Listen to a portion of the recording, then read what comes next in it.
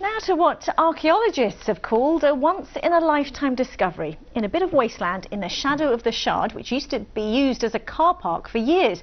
The site was being excavated as part of a regeneration project in Southwark. Wendy Hurrell reveals the story.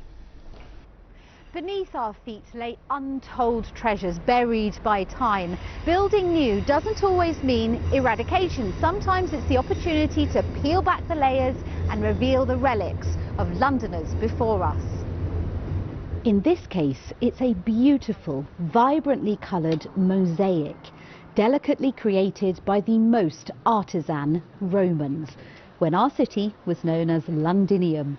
It's very rare to find coloured mosaics that have survived so well and have withstood 2,000 years. And it tells us so much about what was going on in Southwark during that time.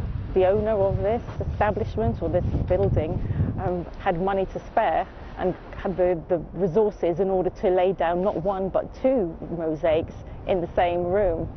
The size of the mosaic makes it the largest unearthed in the capital for half a century, the floor of a building used in the heyday of Roman London.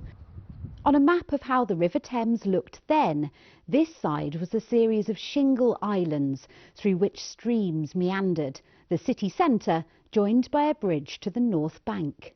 The way that the mosaics are laid out suggests that it was a dining room known as a triclinium, where the diners would have been arranged on couches. The building itself, well, it could have been a public building of some sort, or it could just be the private residence of a very wealthy individual or family. And it adds to the historical picture of this settlement that archaeologists have been compiling over many years, every time a discovery is made. They've just been cleaning up the mosaic for recording it, but in the coming weeks our experts, conservators, will come in order to lift the mosaic, and they'll take it back to the molar laboratories for conservation and to protect it. We want to put it somewhere where everybody can enjoy it. This site was left largely undeveloped over 2,000 years. The wall of a 17th century building narrowly misses the mosaic. It's stunning luck that it survived and lain here undiscovered in the shadow of London's most modern buildings until now. Wendy Hurrell, BBC London.